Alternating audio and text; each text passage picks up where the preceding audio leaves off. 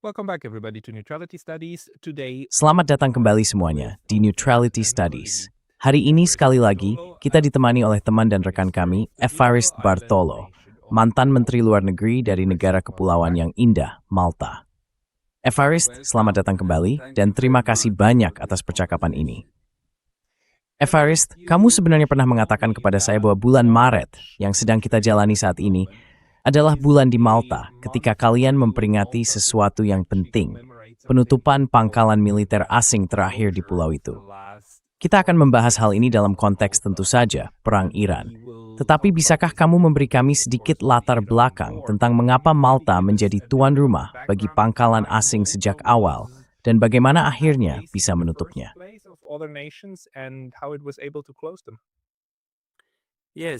End of March is for us important. Ya, akhir Maret penting bagi kami, karena pada tanggal 31 Maret 1979, Inggris meninggalkan pangkalan angkatan laut dan militernya yang telah mereka pertahankan di Malta sejak tahun 1800.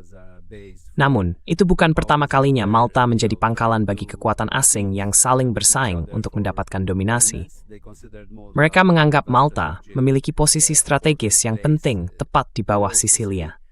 Yang lebih menarik bagi mereka daripada lokasi geografisnya adalah pelabuhan dalam dengan cuaca baik sepanjang tahun, yang jelas sangat penting. Itu telah menjadi berkah sekaligus kutukan bagi kami, karena pelabuhan dalam itulah kami telah didominasi selama ribuan tahun. Jadi bukan hanya pangkalan Inggris, dalam sejarah kami, saya pikir kami telah diserbu sekitar 24 kali.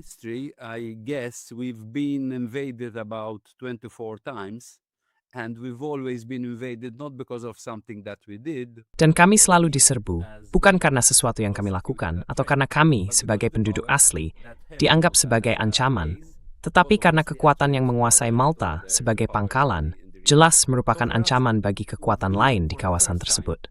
Jadi bagi kami, sejak tahun 1979, untuk pertama kalinya, kami tidak lagi berfungsi sebagai pangkalan militer. Dalam 8.500 tahun sejarah kami, hanya dalam 8 menit terakhir, jika sejarah kami dipadatkan menjadi 24 jam, kami hidup tanpa pangkalan militer. Yang menarik, pada tahun 1987, kami berhasil melakukan perubahan konstitusi, dan kedua partai besar di Malta berkomitmen untuk tidak bergabung dengan aliansi militer manapun, serta tidak mengizinkan wilayah kami digunakan sepangkalan militer asing bagi kekuatan lain. As foreign military bases for other powers. Ini sangat penting. Malta adalah negara netral. Tapi Anda tahu, di bawah pemikiran kebijakan luar negeri saat ini, dari sebagian besar kalangan Barat, siapapun akan mengira bahwa sekarang Anda sudah dikuasai oleh kekuatan militer, entah Rusia atau Tiongkok. Maksud saya, Anda tidak punya perlindungan. Siapa yang melindungi Malta? Bisakah Anda menjelaskan sedikit bagaimana orang Malta memandang keamanan mereka di lingkungan mereka?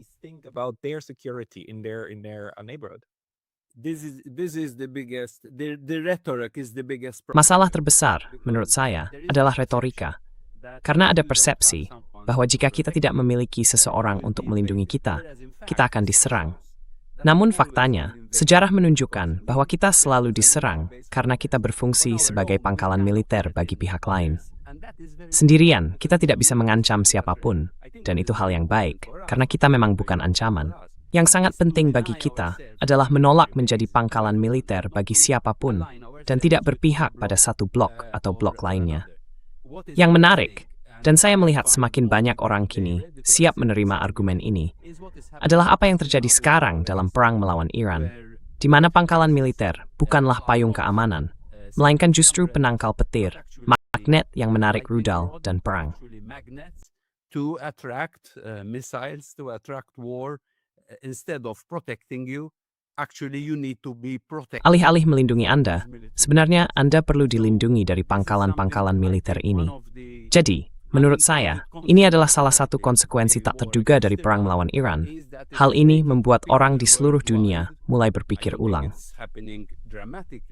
Saya tidak berpikir hal ini terjadi secara dramatis, tetapi dari apa yang saya amati, semakin banyak orang yang kini siap menerima hal itu. Anda tahu, saya juga mengikuti apa yang terjadi di Siprus misalnya.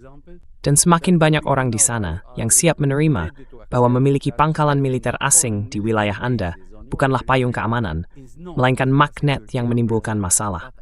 Bukan hanya secara militer, tetapi juga secara politik dan ekonomi. A lightning rod is a very good way of putting it because Istilah penangkal petir memang sangat tepat, karena dalam arti tertentu, apa yang kini dialami Qatar, Bahrain, dan Kuwait adalah serangan kilat dari Iran sebagai pembalasan terhadap AS dan Israel. Negara-negara Teluk ini sendiri tidak menyerang Iran, tetapi karena mereka menjadi tuan rumah bagi pangkalan militer pihak yang melakukannya, mereka otomatis menjadi sasaran. Maksud saya, itu hal yang paling wajar di dunia. Meskipun Donald Trump terus mengklaim bahwa tidak ada yang bisa memprediksi hal seperti ini akan terjadi. Menurut Anda, apakah situasi ini sekarang akan membuat orang-orang di tempat-tempat tersebut meninjau kembali strategi keamanan mereka?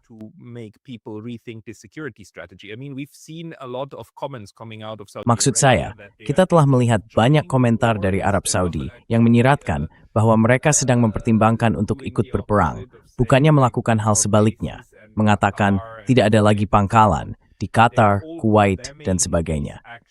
Mereka semua mengecam tindakan-tindakan ini terhadap mereka. Tapi bukankah Anda pikir di balik layar, beberapa orang di bidang kebijakan luar negeri ini, terutama para menteri luar negeri, pasti mulai menyadari bahwa penyebab kehancuran mereka sekarang sebenarnya adalah kebijakan luar negeri yang sangat keliru, yaitu berpikir bahwa dengan menyediakan pangkalan, Anda otomatis mendapatkan keamanan. Saya rasa begitu.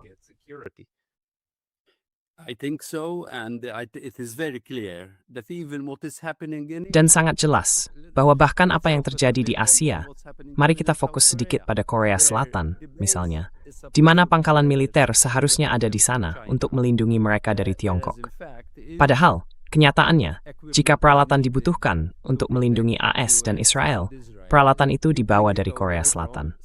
Jadi sangat jelas bahwa pangkalan-pangkalan militer ini, dan mari kita ingat Pascal, bahwa saat ini ada sekitar 1.247 pangkalan militer di seluruh dunia. Lebih dari 800 di antaranya, sekitar 90%, milik Amerika Serikat. Dan seperti yang baru-baru ini dikatakan Sekretaris Jenderal NATO kepada kita tentang NATO, dan apa yang ia katakan tentang NATO juga berlaku untuk pangkalan militer. Tujuannya bukan untuk mempertahankan negara tuan rumah tempat pangkalan-pangkalan itu berada, melainkan untuk memproyeksikan kekuatan militer global.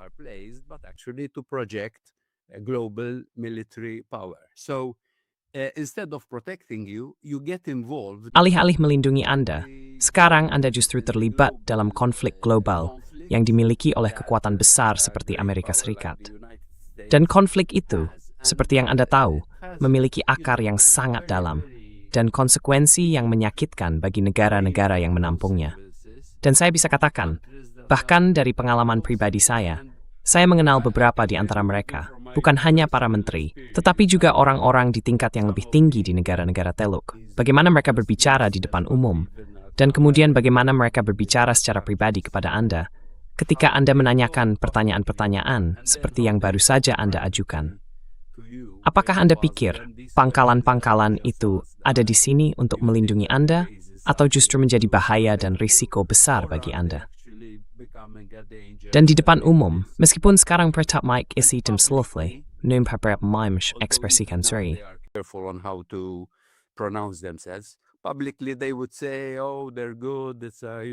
Secara terbuka, mereka akan berkata, "Oh, mereka baik. Itu bagian dari arsitektur keamanan di wilayah kita." Tapi mereka tahu bahwa secara pribadi, sebenarnya hal itu ada untuk mengendalikan mereka, bukan melindungi mereka. Dan bahwa hal itu membuat mereka rentan terhadap masalah serius, bahkan secara ekonomi. Terutama jika kita melihat negara-negara seperti Kuwait, Bahrain, dan Qatar, yang kecil, konsekuensinya bisa dirasakan di seluruh wilayah. Ini bukan sesuatu yang bisa ada sebagai enclave yang berdiri sendiri. Kamu tahu, dan aku bisa katakan padamu, Pascal, bahkan dari pengalaman sejarah kami sendiri, ketika Malta berfungsi sebagai pangkalan militer selama bertahun-tahun, seluruh wilayah kami berada di bawah kendali Departemen Perang di Inggris. Itu tidak berada di bawah Departemen Luar Negeri.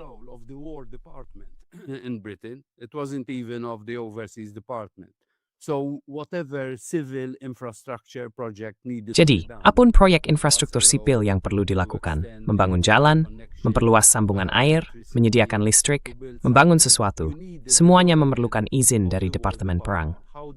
Bagaimana hal ini memengaruhi kepentingan militer Inggris di Malta? Jika proyek tersebut bertentangan dengan kepentingan itu, secara strategis atau militer, maka proyek itu tidak akan terjadi. Tak heran bahwa, dalam kasus kami, industri pariwisata dan sektor jasa baru mulai berkembang setelah kami berhenti menjadi pangkalan militer. Karena akhirnya ada ruang, bukan hanya ruang fisik dan teritorial untuk pembangunan tersebut, tetapi juga akhirnya ruang pengambilan keputusan untuk bertindak demi kepentingan rakyat kami sendiri. Of how to take decisions in the interest of your people. And I think this is something which needs to be explained over. Dan saya pikir ini adalah sesuatu yang perlu dijelaskan berulang kali, Pascal. Kamu bahkan tidak perlu berasal dari selatan global untuk memahaminya. Jika kita melihat apa yang terjadi 60 tahun lalu, tepatnya pada bulan Maret 60 tahun lalu, Presiden Charles de Gaulle meminta Amerika Serikat untuk menutup pangkalan angkatan laut dan militernya di Prancis. Dan itu bukan hanya karena ia ingin mendapatkan kembali kedaulatan nasional, yang sangat penting, tetapi mereka merasa menggagas keputusan Prancis. Bukan hanya secara militer, tetapi juga dalam hal menjalankan negara demi kepentingannya sendiri. As part of running your country in your own interest.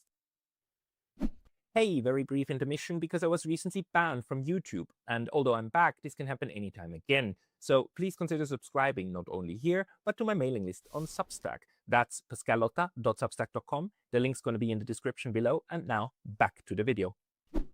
Yeah, I mean, these military alliances... Ya, maksud saya aliansi militer seperti ini, terutama ketika sangat tidak seimbang, bukan? Antara kekuatan yang sangat besar dan yang sangat kecil, seperti Amerika Serikat yang besar dan UAE atau Qatar yang kecil, atau Inggris yang besar dan Malta yang kecil, ini sebenarnya bukan aliansi.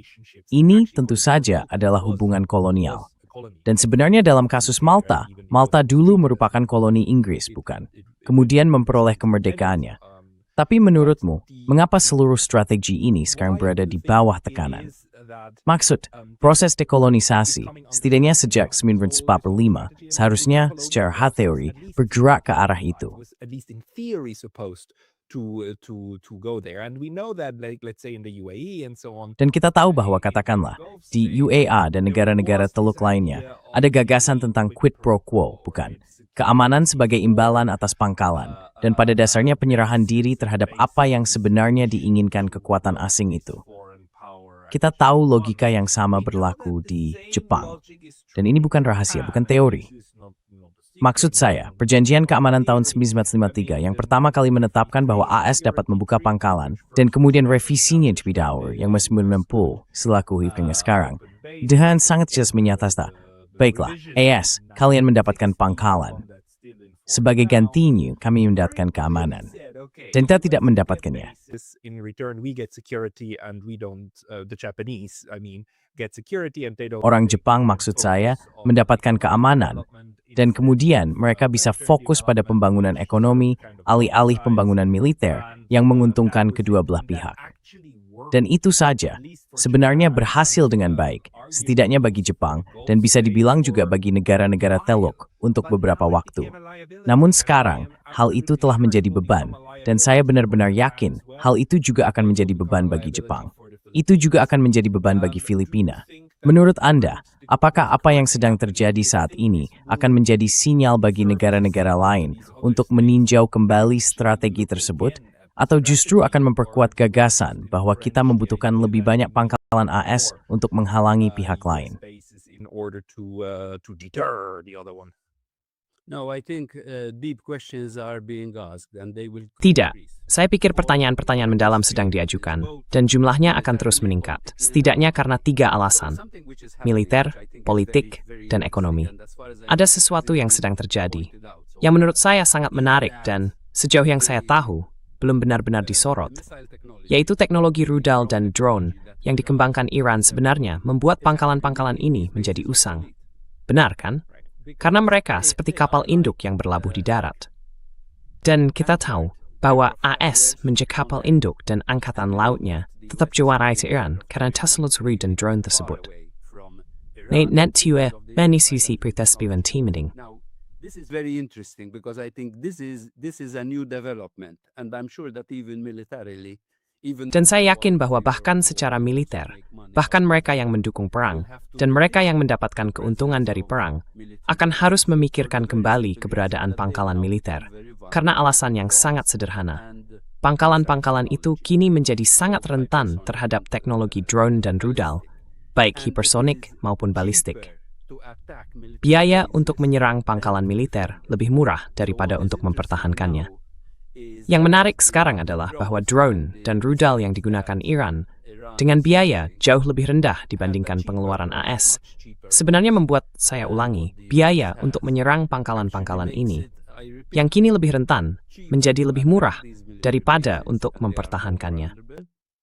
than to defend them. You take away the radar system. Kamu mengambil sistem radar itu. Seperti yang saya katakan, mereka seperti angkatan laut yang berlabuh di pelabuhan, yang membuat mereka sangat rentan. Ini menarik, Pascal, karena hal ini membuat saya teringat pada sebuah esai penting yang ditulis oleh George Orwell, yang mungkin tidak terlalu dikenal. Esai itu diterbitkan pada Oktober 1945 dan berjudul The Atom Bomb and You. Ia membuat refleksi yang, menurut saya, sangat menyoknoan. Pada sejarah perubahan, sehingga perkembangan seperti the history of the development of weapons. And he says when weapons are very expensive to produce. Dan dia mengatakan bahwa ketika senjata sangat mahal untuk diproduksi, hal itu juga melahirkan sistem yang despotik. Ketika senjata menjadi lebih murah dan mampu menantang kekuatan yang sudah mapan, senjata itu, dalam ungkapan yang indah, memberikan cakar kepada yang lemah, bahwa pihak lemah memiliki cara untuk melawan balik. Dan saya melihat hal ini sedang terjadi di Teluk. Jadi saat ini lebih mudah, bahkan di Siprus, untuk menunjukkan bahwa pangkalan militer tidak melindungimu, melainkan membuatmu sangat rentan, dan kamu harus menanggung akibatnya.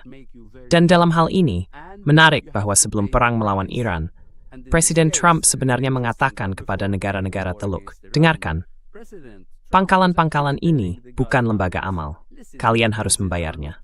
Charitable institutions, you must pay for them. So now imagine if you go to them and tell them. Jadi bayangkan sekarang, pergi kepada mereka dan mengatakan, setelah Anda melibatkan mereka dalam perang yang tidak mereka inginkan, bahwa mereka tidak hanya harus menanggung akibatnya, tetapi sekarang mereka juga harus membayar untuk pangkalan-pangkalan ini, yang sebenarnya merupakan ancaman tidak hanya bagi kedaulatan mereka, tetapi juga bagi keamanan dan kemakmuran mereka. Saya pikir, di seluruh dunia, ini akan menjadi argumen kuat untuk meninjau kembali keberadaan pangkalan militer. Selain itu, realitas ekonomi juga sangat penting. Perlu diingat bahwa Kekaisaran Britania akhirnya harus menarik diri dari banyak pangkalan militernya, bahkan termasuk Malta.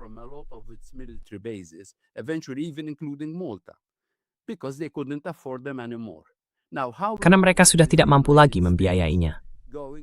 Sekarang, berapa lama Amerika Serikat akan terus menghabiskan setidaknya 80 miliar dolar per tahun untuk mempertahankan pangkalan-pangkalan ini?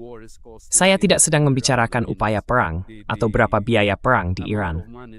Maksud saya adalah jumlah uang yang dihabiskan oleh sebuah negara yang memiliki utang lebih dari 39 triliun dolar dan defisit sekitar 6%. Berapa lama Amerika Serikat mampu mempertahankan pangkalan-pangkalan militernya ini? Jadi saya pikir tekanan akan muncul. Ini tidak akan terjadi dalam semalam, tetapi saya rasa tekanan akan meningkat untuk meninjau kembali dan mengevaluasi ulang keberadaan pangkalan militer di seluruh dunia.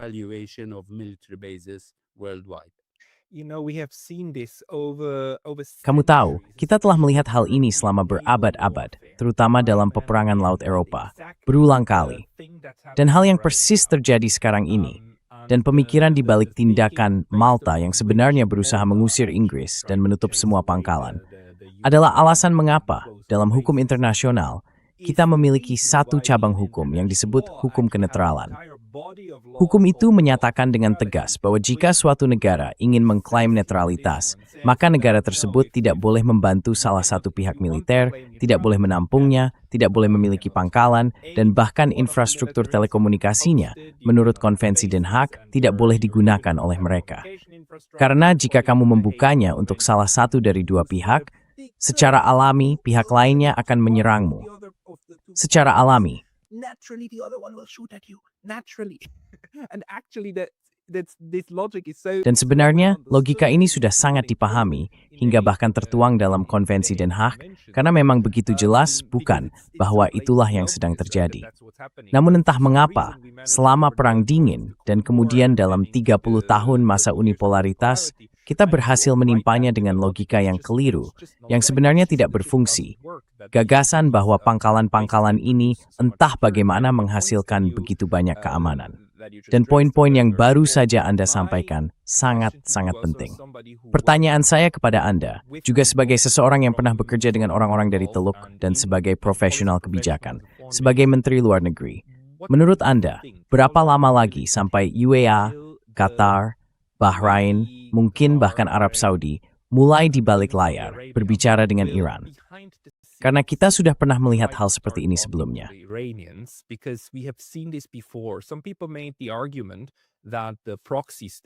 Beberapa orang berpendapat bahwa negara-negara proksi Amerika Serikat, hanyalah negara bawahan. Ya dan tidak, karena kita tahu dari Perang Vietnam bahwa Presiden Diem dari Vietnam Selatan sebenarnya pernah melakukan negosiasi rahasia dengan Ho Chi Minh di utara dan berusaha menciptakan semacam netralitas Vietnam Selatan, semacam kerangka untuk mengakhiri pertempuran. Itulah salah satu alasan Amerika Serikat menyetujui pembunuhannya oleh para jenderalnya sendiri. Jadi kita tahu bahwa pada titik tertentu, para proksi akan mencoba mencari jalan keluar. Saya hanya ingin tahu apakah Anda punya firasat, apakah negara-negara Teluk mungkin sudah mencoba memberi sinyal kepada Iran bahwa mereka bersedia mengubah hubungan ini jika pertempuran berhenti.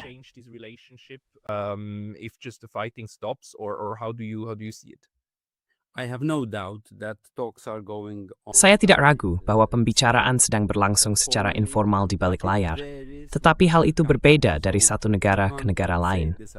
Anda tidak bisa mengatakan hal yang sama untuk semuanya, karena negara-negara Teluk masing-masing memiliki hubungan yang berbeda dengan Iran. Misalnya, berbicara tentang Oman, saya tidak ragu bahwa ada kontak yang terjadi di sana. Saya juga tidak ragu, meskipun saya tidak memiliki bukti, bahwa pembicaraan sedang berlangsung antara Qatar dan Iran. Mereka memiliki hubungan yang sangat baik. Tidak semuanya bersifat publik, dan tidak semuanya dibicarakan secara terbuka. Bahkan Kuwait pun berbeda. Ketika berbicara tentang Uni Emirat Arab, saya akan mengatakan itu kasus yang lain, dan sampai batas tertentu, hal yang sama berlaku untuk Arab Saudi.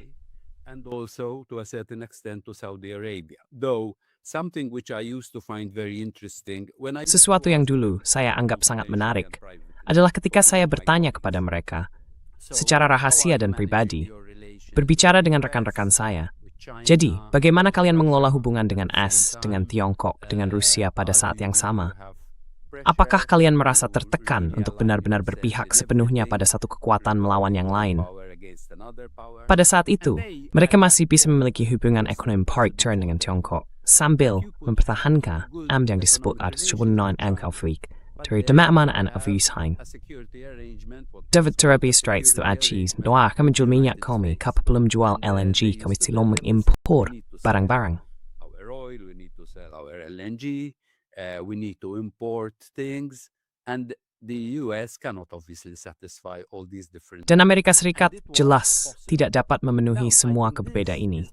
Dulu hal itu mungkin, tetapi sekarang saya pikir hal ini menjadi semakin mungkin dalam dunia multipolar. Jadi itu adalah alasan politik lain mengapa saya pikir tekanan untuk mengubah model pangkalan militer dan jaringan militernya akan meningkat.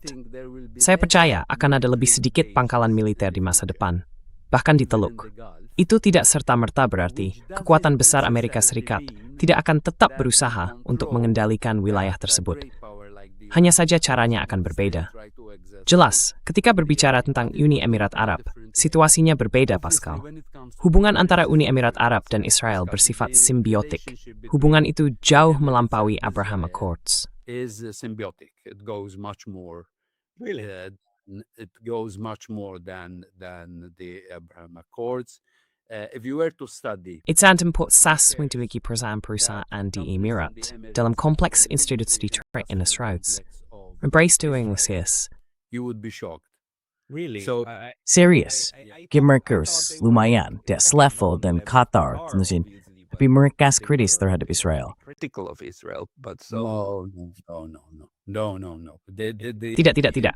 Kepentingan itu sebenarnya sudah tertanam. Dan jika Anda mengunjungi pameran persenjataan yang diadakan pada bulan Februari tahun ini di Emirat, Anda tidak akan tahu apakah itu di Tel Aviv atau di Dubai. Mereka begitu dekat. Dan mereka berinvestasi. Mereka berinvestasi dalam perusahaan-perusahaan, dalam perang, dalam kompleks industri militer Israel. Jadi tidak. Itu berbeda. Itulah sebab saya mengatakan, hal itu tidak berlaku untuk semua orang. It's different. That's why I said it wouldn't apply to everyone. When it comes to Saudi, it will be. Ketika berbicara tentang Saudi, situasinya sedikit lebih rumit. Namun saya juga berpikir, itulah sebabnya hubungan yang coba dibangun Tiongkok antara Iran dan Arab Saudi menghadapi pihak-pihak yang ingin mengacaukannya. Ada sesuatu yang saya perhatikan. Baru-baru ini saya ikut dalam sebuah diskusi menarik berjudul Multipolaritas di Kawasan Teluk. Hanya beberapa minggu sebelum semua ini terjadi, bahwa sebagian orang di wilayah tersebut merasa kesal terhadap Tiongkok karena negara itu tidak bertindak seperti Amerika Serikat. Mereka ingin Tiongkok datang, bertindak seperti AS, melawan AS, dan membangun jenis hubungan yang sama dengan berbagai negara di Teluk, seperti kekuatan besar yang memerintah kekuatan yang lebih kecil tentang apa yang harus dilakukan. Namun Tiongkok tidak akan melakukan itu. China will not do that. which side it's Pihak mana yang mengatakan itu? Apakah itu seseorang dari wilayah tersebut, atau apakah orang-orang itu berasal dari wilayah tersebut? Itu terdengar seperti sesuatu yang sangat Eropa. Bisa kubayangkan. that I could imagine. Yes, but from the Ya, tapi dari kawasan, diplomat dari kawasan, yang sebenarnya sedang berbicara kepada pihak Tiongkok. Ada beberapa diplomat tingkat tinggi dari Tiongkok yang ikut serta, dan mereka diberitahu, kalian begitu diam, begitu tertutup. Mengapa kalian tidak seperti Amerika Serikat? Dan saya harus masuk dan berkata, dengar, tolong, saya rasa satu Amerika Serikat saja sudah cukup. Kita tidak perlu lebih banyak Amerika Serikat dengan nama yang berbeda. Itu cukup sulit bagi pihak Tiongkok untuk menjelaskan bahwa mereka tidak ingin menjadi seperti Amerika Serikat. Bahwa mereka inginnya membangun hubungan komersial dan perdagangan, tetapi mereka tidak akan datang kepada pihak lain. Lakukan ini, lakukan itu. Atau berkata, kalian bersama kami, atau melawan kami. And you're either with us or against us. I had a very interesting conversation at the beginning of the week. Saya memiliki percakapan yang sangat menarik di awal minggu dengan Sheng Zheng. Dia adalah seorang cendekiawan muda asal Tiongkok dan pakar Timur Tengah Asia Barat yang mempelajari hubungan Tiongkok di kawasan tersebut. Dia menjelaskan kepada saya, lihat, sebenarnya Tiongkok memiliki hubungan yang baik dengan Iran. Maksud saya, memang tidak sempurna, tapi sedang membaik. Dan Tiongkok juga memiliki hubungan yang baik dengan negara-negara Teluk. Tiongkok ingin menstaminkan growth instalyu, imam impau irsteng. Begitu juga hubungan dong. It's actually quite important, and the trade relationships are important. And China has Dan Tiongkok, seperti yang dia jelaskan, memiliki semacam sisi yang mirip dengan Deng Xiaoping, sisi yang lebih berorientasi pada perdagangan. Kamu tahu, sembunyikan kekuatanmu dan tunggu waktu yang tepat. Lalu ada sisi lainnya yang lebih Maois, lebih pro-revolusioner dan pro-intervensi. Namun keduanya terpaksa hidup berdampingan. Hanya saja Tiongkok tidak bisa diyakinkan. Ya, sistemnya tidak bisa diyakinkan untuk benar-benar menjadi seperti Amerika Serikat, with its Nastra fine. Remini, with the Einstein Nambu, I personally think, I don't know whether I overdo this point. Saya pribadi berpikir, dan saya tidak tahu apakah saya terlalu menekankan hal ini. Tetapi dari sejarah, bahkan jika kita melihat kolonialisme, ketika Barat bergerak ke Amerika Latin dan wilayah lain. 300 tahun sebelumnya, sudah ada penjelajah Tiongkok yang melakukan hal serupa, menuju ke timur dan mendekati Afrika. Mereka tidak pernah bepergian dengan pasukan. Mereka tidak bepergian dengan senjata. Mereka bepergian untuk berdagang. Dan dimanapun mereka menetap atau singgah, tujuannya adalah untuk berdagang. Sepikir India ketahuilah peradaban mereka. Tahu nilai strawberry berinteraksi dengan dunia. Melalui dagang, bukan penaklukan. It's trade, not to dominate. And not to dominate, I definitely do not agree with. Saya jelas tidak setuju dengan membagi dunia menjadi malaikat dan iblis. Kita semua adalah manusia.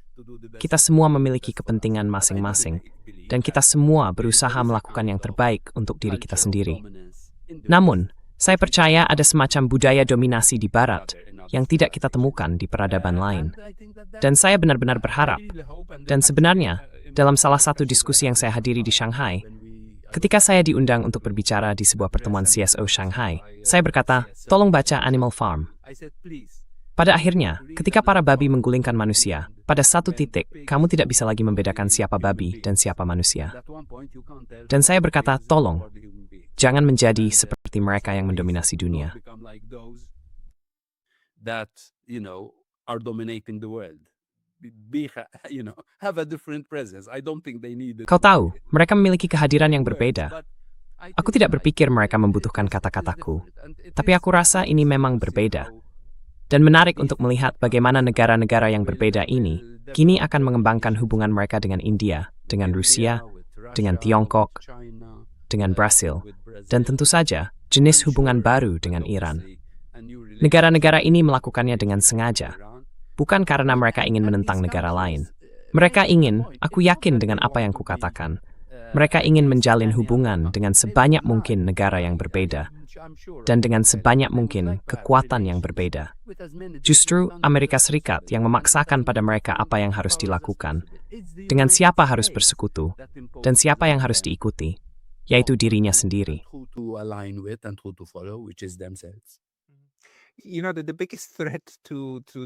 Kau tahu, ancaman terbesar bagi negara-negara ini, terutama negara kepulauan, meskipun kita juga bisa menganggap negara-negara Teluk sebagai negara kepulauan, karena mereka pada dasarnya dikelilingi oleh air atau pasir, sebenarnya datang dari pihak yang paling kuat dalam setiap bentuk persaingan kekuasaan besar. Ya, ada presiden yang sangat-sangat menarik dalam Perang Peloponnesos sebenarnya. Kau tahu, pepatah terkenal itu, yang kuat melakukan apa yang mereka bisa, dan yang lemah menanggung apa yang harus mereka tanggung. Itu berasal dari dialog Melos, kisah tentang Melos, pulau tempat orang Athena datang dan berkata kepada mereka, kalian harus bergabung dengan kami dalam perang melawan Sparta, atau kami akan membunuh kalian.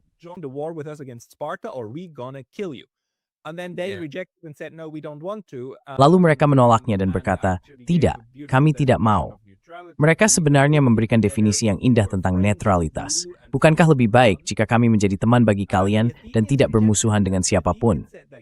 Orang Athena menolak itu. Mereka berkata, tidak, kalian harus menjadi sekutu kami dan berperang bersama kami melawan Sparta, atau kalian akan mati. Dan tentu saja, mereka kembali dan membunuh mereka. Namun orang Melos berkata, tidak, kami ingin memiliki hak untuk tidak menjadi musuh siapapun. Jadi, menurutmu, apakah ada ancaman bagi negara manapun yang mencoba melepaskan diri dari kewajiban aliansi ini untuk berperang dengan atau demi Amerika Serikat, bahwa mereka akan berada di bawah ancaman dari Amerika Serikat jika mereka mencoba melakukannya?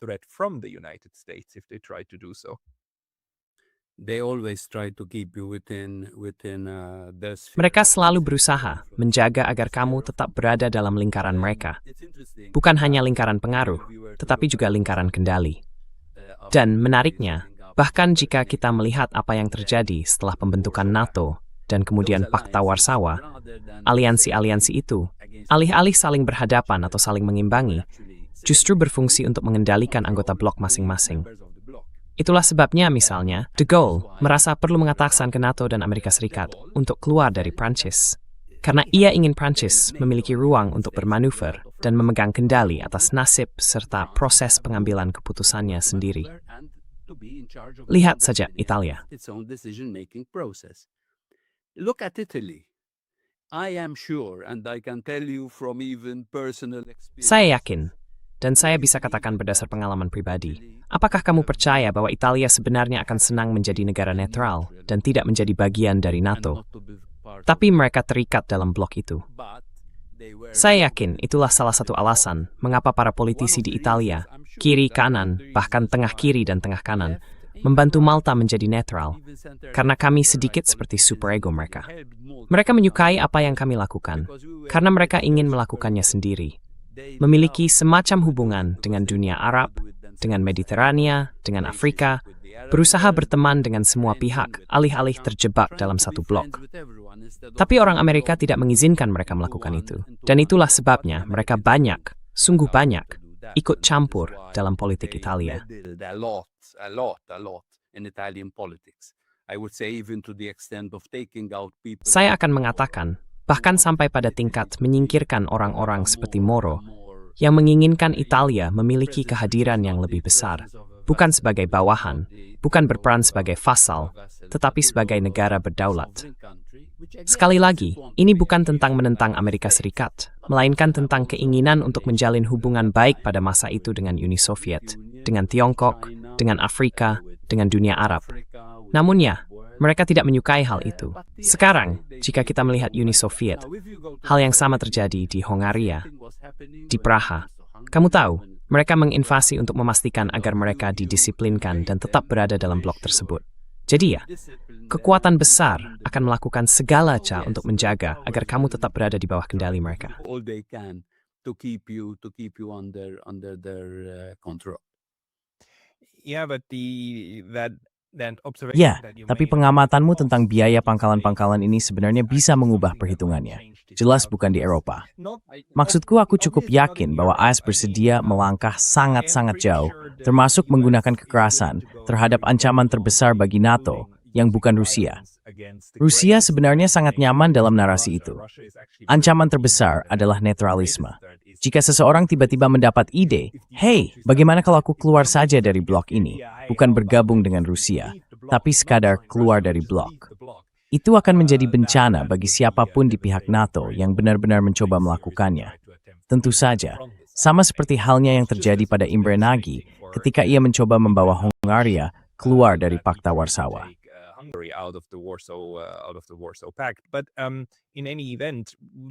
Namun, bagaimanapun juga, apakah menurutmu sekarang, ketika menyangkut pertanyaan tentang pangkalan, mungkin Amerika Serikat sendiri akan meninjau kembali seberapa berharganya pangkalan-pangkalan itu? Di sisi lain, maksudku, pangkalan-pangkalan itu berharga dalam hal kemampuan untuk menyeret negara lain ke dalam perang. Bagi Jepang, jika Amerika Serikat benar-benar ingin berperang dengan Tiongkok, yang perlu mereka lakukan hanyalah memastikan Tiongkok entah bagaimana menyerang pangkalan AS di Okinawa. Dan hampir secara alami, Jepang harus ikut berperang, karena itu merupakan serangan terhadap wilayah mereka. Jadi dalam hal politik kekuasaan, pangkalan-pangkalan itu akan terus memiliki fungsi, bukan begitu? But I think the biggest problem actually are not the people of the Tapi saya pikir masalah terbesar bukanlah orang-orang di militer, atau mereka yang menyusun strategi untuk negaranya, baik itu Amerika Serikat, Tiongkok, atau Rusia. Dalam kasus Amerika Serikat, menurut saya masalah terbesarnya adalah kompleks industri militer berbasis AI. Karena di dalam modelnya sudah tertanam kebutuhan untuk menjual sebanyak mungkin produk, bahkan jika produk-produk itu tidak masuk akal. Saya pikir itulah masalah terbesar yang dihadapi Amerika Serikat. Frisant mau statuspnaskaling ist, orang lain lihat seberapa memilih presiden dan lebih keamanan AS, Anda masuk akal. Tiga, nervous tamanan kompleks industri menang. If the interests of the military-industrial complex prevails, and I'm sure that they will try to keep as much as possible. Dan saya yakin mereka akan berusaha mempertahankan sebanyak mungkin pangkalan di seluruh dunia, bahkan jika itu tidak masuk akal. Misalnya, kita telah mendengar diskusi tentang hal ini. Apakah masuk akal memiliki kapal induk saat ini? Apakah masuk akal memiliki kapal perang besar yang kini menjadi sangat rentan terhadap teknologi drone dan rudal baru, baik drone laut maupun udara? Jadi, bahkan jika kemajuan teknologi militer seharusnya membuat kalangan militer di AS meninjau kembali triliunan dolar yang mereka habiskan, apakah pengeluaran itu bijaksana? Dan sejauh mana hal itu masuk akal? Kita masih akan melihat tekanan yang sama untuk tetap berpegang pada model yang ada untuk waktu yang lama.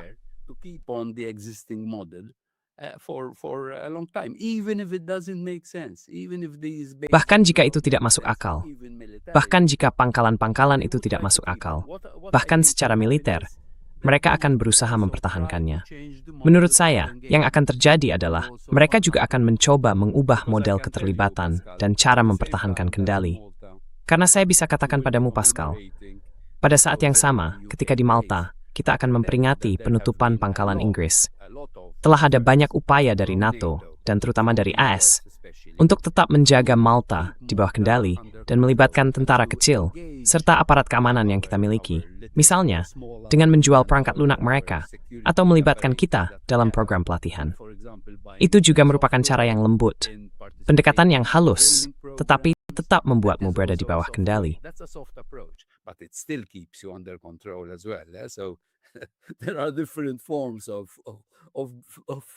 Ada berbagai bentuk pengendalian terhadap negara. Tentu saja. Dan ini sebenarnya sangat canggih. Maksud saya, satu hal yang tidak bisa kita tuduhkan kepada Amerika Serikat adalah kebodohan dalam cara mereka menjalankan dominasi globalnya. Maksud saya, bahkan Swiss yang netral, seberapa netral sebenarnya, bahkan dalam arti politik, masih bisa diperdebatkan. Tetapi setidaknya di atas kertas kami demikian. Mereka senang membeli F-35 dari Amerika Serikat, yang seperti kita tahu, bukan rahasia. Hal itu disampaikan dengan jelas. Jika AS tidak setuju dengan penggunaan F-35 oleh militer Swiss, pesawat itu tidak akan bisa terbang. Kami membeli mobil di mana kuncinya sebenarnya ada di Washington. Kuncinya bukan di tangan kami. In Washington, the keys are not with us. And this Again, Pascal, this is why. Sekali lagi, itulah intinya. Sekali lagi, Pascal, inilah alasan mengapa De Gaulle ingin kuncinya berada di Paris, bukan di Washington. Yang penting, menurut saya yang penting di bidang ini, Pascal, adalah membahas penggunaan pemaksaan ekonomi. Karena saya tahu secara pribadi bagaimana AS menggunakan kekuatannya di negara-negara seperti Malta, bahkan Swiss. Saya diberitahu terkait perang Ukraina bahwa pembicaraan di balik layar dengan otoritas Swiss bukan tentang keamanan. Pembicaraan itu tentang, kami akan merugikan layanan keuangan Anda. Kami akan merugikan sistem perbankan Anda jika tidak mengikuti garis kami. Jadi sekali lagi, kita perlu ada perubahan dalam dominasi dolar, dalam dominasi lembaga keuangan. Dan jika dunia multipolar juga berarti akan ada lembaga-lembaga berbeda untuk mengelola sistem keuangan internasional. Dan jika pemaksaan ekonomi oleh Amerika Serikat melemah, maka harus sepihak sedikit lebih banyak kebebasan bagi negara-negara kecil dan menengah untuk mengatur nasib mereka sendiri dan tidak dikendalikan oleh kekuatan yang lebih besar.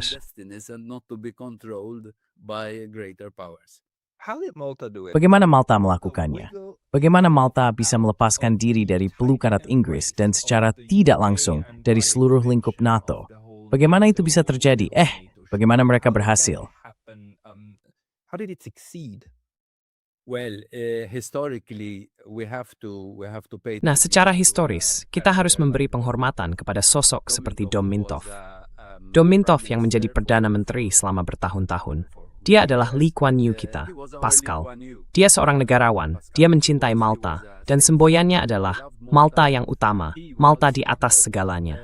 Itu adalah slogannya. Dia seorang negosiator yang sangat tangguh, sangat keras, sangat sulit untuk diajak berunding. Dan dia selalu berhasil mempertahankan posisi unggul terhadap kekuatan-kekuatan yang berurusan dengannya. Dalam hal ini, itu adalah Inggris, NATO, dan AS.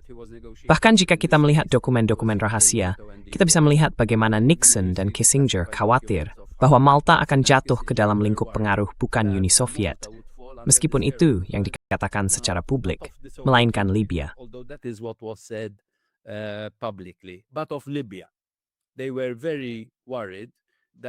Mereka sangat khawatir bahwa Gaddafi akan berhasil menarik Malta ke pihaknya, dan bahwa Malta akan menjadi pos penting baginya jika ingin merugikan Eropa. Itulah yang sering mereka katakan. Mintov tahu bahwa mereka khawatir tentang hal ini, dan ia menggunakan kartu Gaddafi dengan cukup cerdik, menurut saya. Misalnya, saya akan menceritakan sebuah anekdot yang tidak banyak diketahui. Saat ia sedang bernegosiasi dengan Inggris, ini menarik, karena NATO berada di Malta tanpa perjanjian resmi dan tanpa membayar untuk keberadaannya di sana. Mereka biasa berkata, Inggris adalah bagian dari NATO, jadi jika Malta adalah bagian dari Inggris, kami berhak sepenuhnya berada di sini dan tidak perlu membayar. Ketika Mintov berkuasa pada 1971, ia berkata, tidak, ini harus berubah. When Mintov came to power in 71, he said, no, this has to change. You have to pay. Let's have a Kamu harus membayar. Mari kita buat perjanjian pertahanan baru. Itu akan berlaku selama 7 tahun. Faktanya, perjanjian itu dicapai pada Maret 72, sehingga pada Maret 79, kamu akan meninggalkan negara itu. Dan kami berjanji bahwa kami tidak akan mengizinkan siapapun menggantikanmu.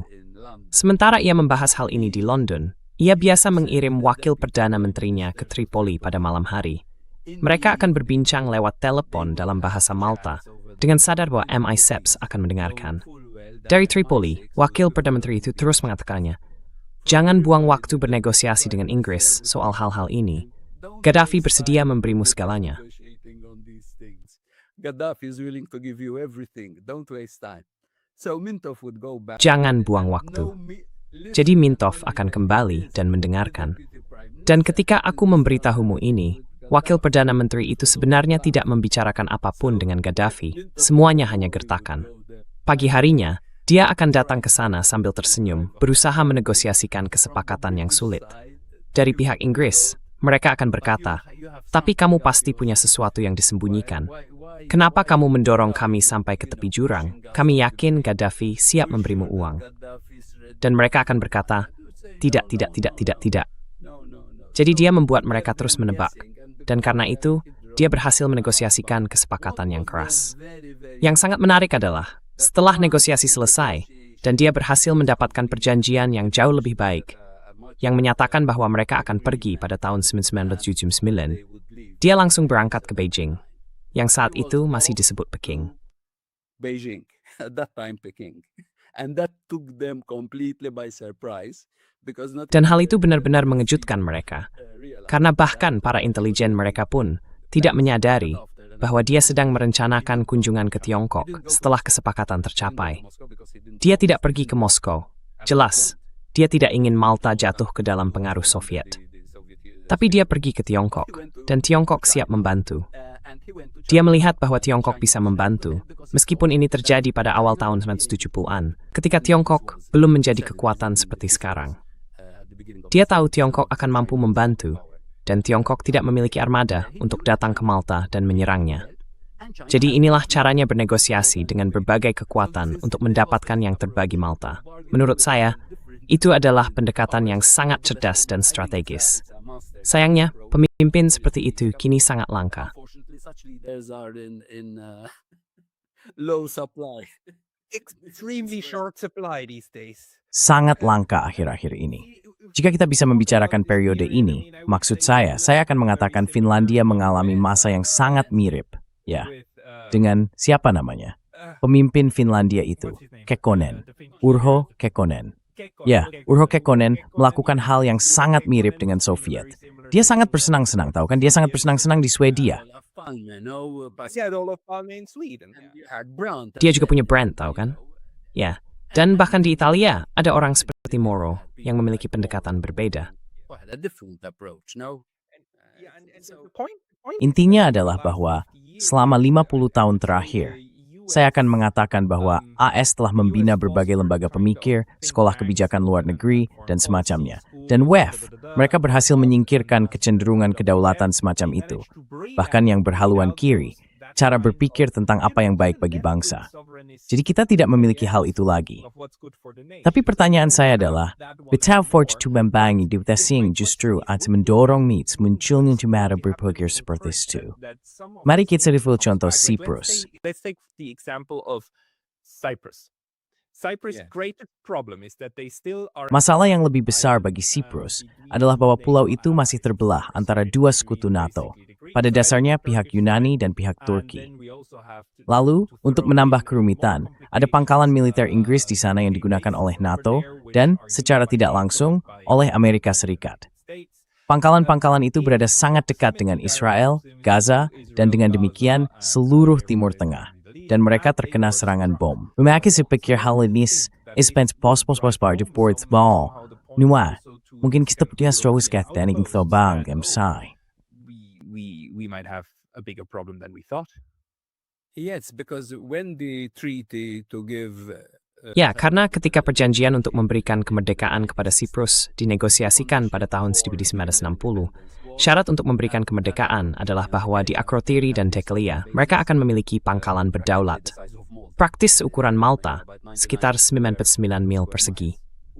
Wilayah itu bukanlah wilayah Siprus, melainkan wilayah berdaulat milik Inggris, bukan tentu saja milik Siprus. Pangkalan-pangkalan tersebut telah digunakan oleh Inggris dan AS, serta untuk perang genosida di Gaza. Israel memiliki pengaruh besar di sisi Republik Siprus. Serangan drone tersebut telah memicu kembali diskusi di Siprus tentang masa depan pangkalan-pangkalan ini. discussion in Cyprus about the future of these bases. I don't know how much it will feature in the. Saya tidak tahu seberapa besar hal ini akan berperan dalam pemilu yang akan datang. Dalam beberapa minggu lagi, mereka akan mengadakan pemilu di sana. Presiden Siprus, Christodoulides, telah mengatakan bahwa semua hal terbuka untuk dibahas. Kami akan membicarakan masa depan pangkalan kami. Saya tidak berpikir dia tipe pemimpin yang ingin Inggris keluar.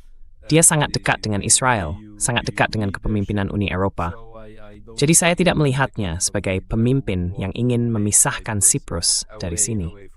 Jelas, situasinya menjadi rumit karena itu masih terbelah dengan pangkalan Turki di satu sisi dan pangkalan Inggris di sisi lainnya. One side and bases of the UK on the other side, but it is so sad because again Cyprus is not in a. Tapi ini sangat menyedihkan. Sekali lagi, Siprus tidak berada dalam posisi untuk memiliki proses pengambilan keputusan politik yang berdaulat, karena masih diduduki di kedua sisinya oleh pangkalan militer asing.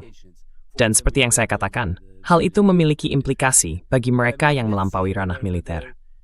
Mari kita lihat apakah akan ada cukup dorongan untuk menempatkan diskusi itu di atas meja. Pada satu titik, mereka ke arah untuk menyingkirkan pangkalan-pangkalan itu dari sana. Tetapi kemudian, seperti yang kita tahu, kudeta di urusan Yunani, Britania juga ingin Siprus tetap hidup di kekuasaannya. Cyprus to remain subordinate to it, and they had a leader who was a visionary. Dan mereka memiliki seorang pemimpin yang visioner.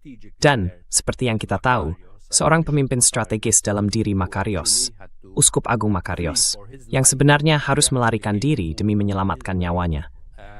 Ia singgah di Malta dalam pelariannya. Dan ia tidak pernah menyerah, karena mimpinya adalah menjadikan Siprus sebagai negara netral.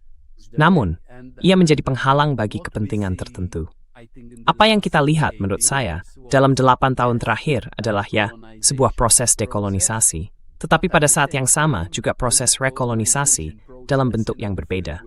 Kita telah melihat ribuan pangkalan militer ditutup seiring kemunduran Kekaisaran Eropa, tetapi kemudian muncul pangkalan-pangkalan baru bersama dengan Kekaisaran baru. Jadi ada dua kekuatan ini, dekolonisasi dan rekolonisasi. Jadi seperti yang kita tahu, sejarah tidak berjalan secara linear. Dan kita tahu bahwa perubahan itu sulit, tetapi perubahan tetap terjadi. But change happens as well. Yeah, and the more it changes, the Ya, more dan kamu tahu, semakin banyak hal berubah, semakin tetap sama, bukan? Dan tentu saja, kita paham bahwa Amerika Serikat memiliki kepentingan besar untuk menutup pangkalan-pangkalan Inggris di seluruh dunia. Lalu masuk dan membuat perjanjian pangkalan dengan negara-negara yang baru saja mengusir Inggris, bukan? Atau untuk melakukan kerjasama. Tapi penting untuk menggantikan hal sebelumnya itu, kamu tahu. Yang menakjubkan, Pascal, adalah jika kamu melihat pada What is amazing, Pascal, is if you look at the 20 or so countries in the world who have bases in other countries. Ada sekitar 20 negara di dunia yang memiliki pangkalan di negara lain. Jelas, seperti yang saya katakan, AS memiliki sekitar 90% di antaranya. Negara kedua, dalam hal jejak kehadiran, yang masih memiliki banyak pangkalan adalah Inggris. Dan kemudian setelah itu ada Tiongkok. Maaf, bahkan bukan Tiongkok, melainkan Rusia. Rusia, lalu Prancis, kemudian Turki. Bahkan Turki memiliki kehadiran yang cukup kuat. Dan Tiongkok praktis hanya memiliki satu pangkalan di Djibouti. Yang menarik karena apa yang dilakukan Djibouti. Alih-alih menyuruh semua orang pergi, Djibouti justru berkata, silakan masuk.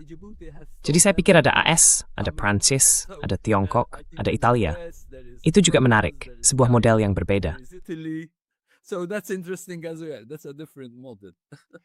That's what happened in terms of Itulah yang terjadi selama Perang Mata-Mata pada Perang Dunia Kedua.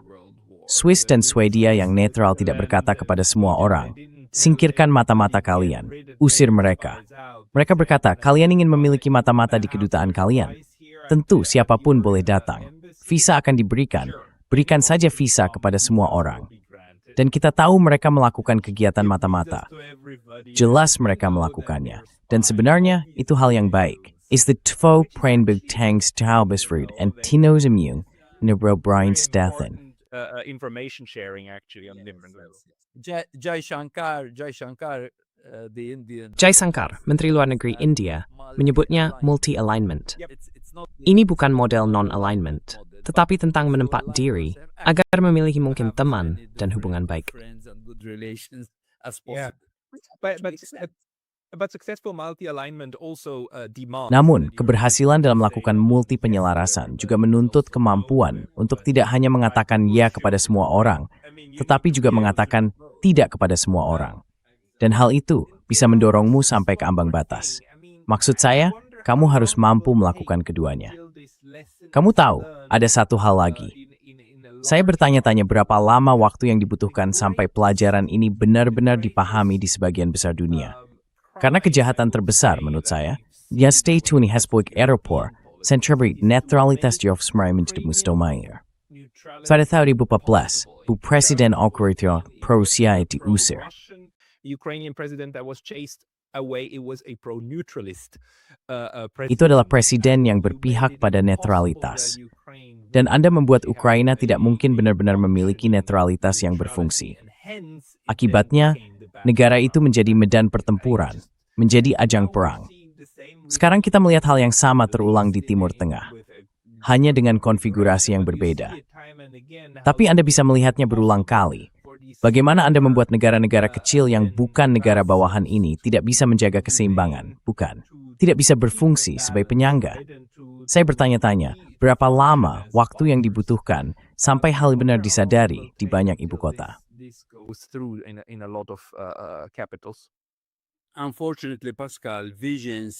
Sayangnya, Pascal, visi, kepemimpinan, dan bahkan pengalaman historis tidak diwariskan secara otomatis.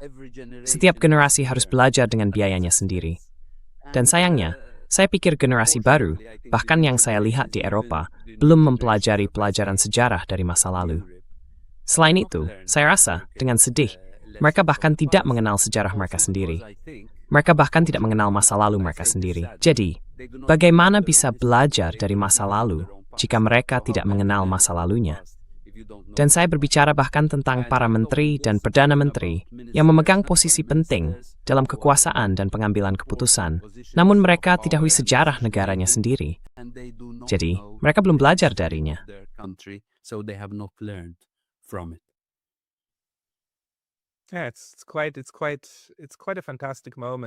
Ya, ini benar-benar momen yang luar biasa. Tahu kan? Ketika sebuah negara yang dipimpin oleh seorang pengusaha properti membunuh pemimpin filsuf dari negara lain. Dan kamu tahu, Barat saat ini berada dalam keadaan yang begitu kekanak-kanakan, sehingga bahkan para pemimpinnya pun kekanak-kanakan. Namun, sistem itu sendiri masih cukup besar untuk menciptakan semua kematian dan kehancuran itu.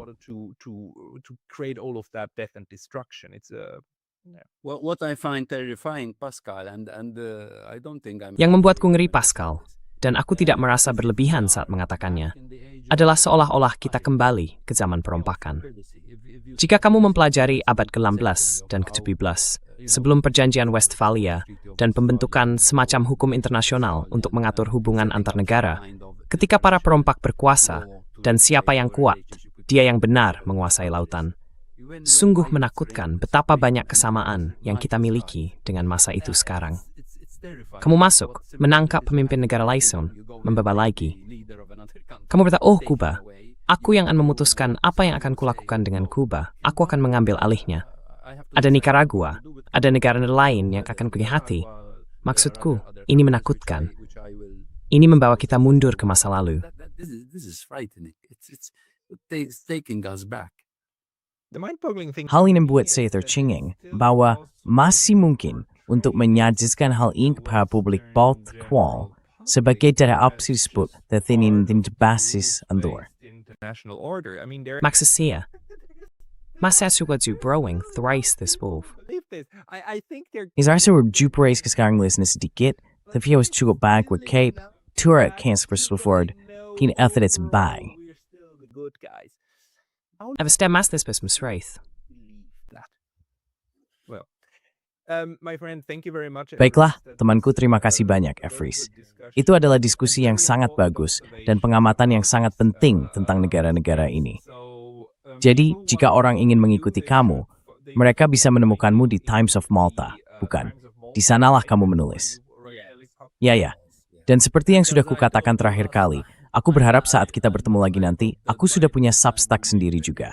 Aku menantikan itu. Dan kita terasa membuat satu episode, begitu artikel pertama terbit, Pobit semi mengahan orang ke sana. Sampai sebelumnya, Efris Bartolov. Terima kasih banyak. Terima kasih. Semoga sukses selalu.